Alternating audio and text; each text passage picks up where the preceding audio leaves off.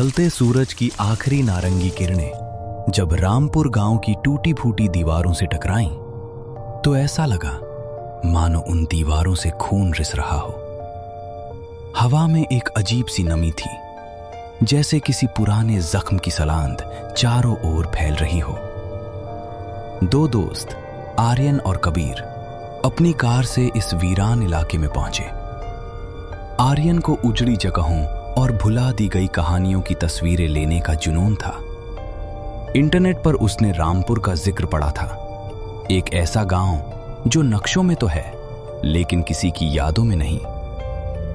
गांव में घुसते ही ठंड की एक लहर उनके शरीर से टकराई।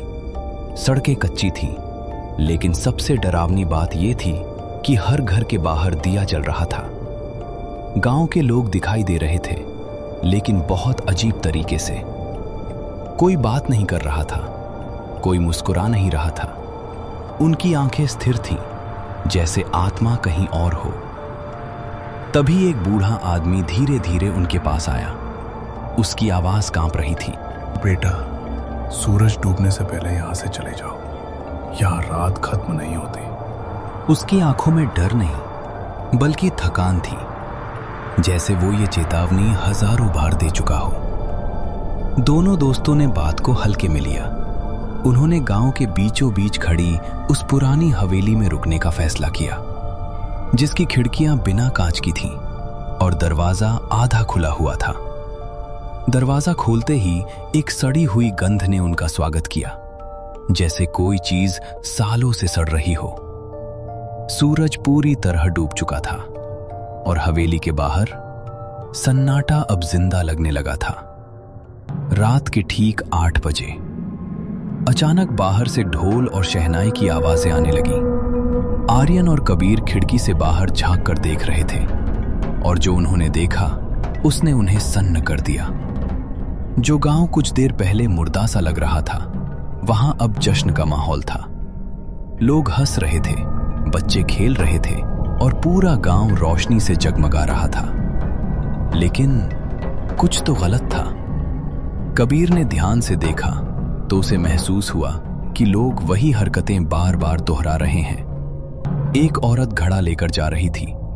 हर 10 मिनट में वो उसी रास्ते से गुजरती और इधर उधर देखती। सब कुछ किसी पुरानी फिल्म की रील जैसा लग रहा था, जो बार बार एक ही दृश्य चला रही हो। आर्यन ने अपना कैमरा निकाला और तस्वीरें लेने लगा, लेकिन जैसे ही उसने कैमरे की स्क्रीन देखी, उसके होश उड़ गए। स्क्रीन पर न कोई जश्न था, न लोग, सिर्फ उजड़े हुए खंडहर, धूल और धुएं से भरी परछाइयां।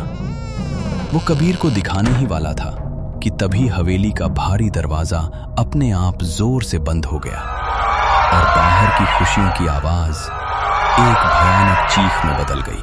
अब हवेली के भीतर की हवा भारी और घुटन भरी हो चुकी थी। आर्यन की नजर एक कोने में पड़े पुराने अखबार पर पड़ी, जिस पर धूल जमी हुई थी। जब उसने उसे साफ किया तो तारीख देखकर उसकी सांस अटक गई। 15 अगस्त 1976 थिया। मुख्य समाचार था, गांव में फैली रहस्यमयी बीमारी, एक ही रात में पूरा गांव तबाह। अखबार में छपी तस्वीरें, वही लोग थे, वही बूढ़ा, वही बच्चे, वही चेहरे जो अभी बाहर जश्न मना रहे थे। उन्हें एहसास हुआ वे किसी जिंदा गांव में नहीं थे, वे एक समय चक्र में फंस चुके थे। ये आत्माएं हर रात अपनी मौत से पहले का वही आखिरी दिन दोहराती थी। तभी ऊपर के कमरे से किसी के रोने की आवाज आई। दोनों डरते डरते ऊपर गए। वहां हवेली का मालिक बैठा था, एक पुरानी घड़ी को ठीक करने की नाकाम कोशिश करता हुआ। उसने जैसे ही मुड़कर देखा, उसके चेहरे का मांस गल चुका था, केवल हड्डियां बची थीं। वो धीमी ठंडी आवाज में बोला, तुम नए हो, 50 सालों से हमें किसी ने नहीं देखा। अब तुम भी इस रुके हुए समय का हिस्सा बनोगे। डर के मारे दोनों नीचे की ओर भागे, लेकिन हवेली की सीढ़ियां खत्म ही नहीं हो रही थीं। वे जितना नीचे जाते उतना ही ऊपर पहुंच जाते। बाहर से अब गांव वालों की आवाजें बदल चुकी थीं। वे हवेली का दरवाजा पीट रहे थे, लेकिन उनकी आवाजें अब इंसानी नहीं थी।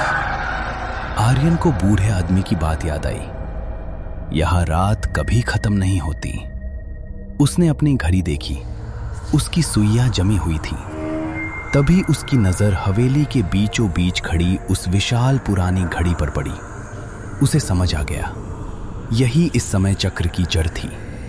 कबीर ने एक भारी डंडे से घड़ी का शीशा तोड़ दिया। अचानक पूरी हवेली कांपने लगी। एक तेज रोशनी चमकी और फिर सब कुछ अंधेरे में डूब गया। सुबह हुई। आर्यन और कबीर गांव के बाहर अपनी कार के पास बेहोश पड़े मिले। उन्हें लगा वे बच गए, लेकिन जब आर्यन ने अपना कैमरा देखा, उसमें एक भी तस्वीर नहीं थी। उसने जेब टटोली, अंदर वही 1976 का पुराना सिक्का पड़ा था। जब उन्होंने पीछे मुड़कर देखा, वहां कोई गांव नहीं था, सिर्फ एक पुरानी लकड़ी की तख्ती थी जिस पर लिखा था रामपुर। लेकिन असली डर तब शुरू हुआ जब आर्यन ने अपने हाथ पर देखा। उस पर उसी पुरानी घड़ी जैसे निशान उभर चुके थे और उसके कानों में अब भी ढोल की वही आवाज गूंज रही थी। क्या वे सच में बाहर आ गए थे या ये समय चक्र का बस एक नया दौर था? तो दोस्तों, ये थी दो दोस्तों की कहानी जो एक टाइम चक्र में फंस गए। अगर ये कहानी आपको पसंद आई तो लाइक, शेयर एंड कमेंट्स करें। मिलते हैं अगली हॉरर स्टोरी में।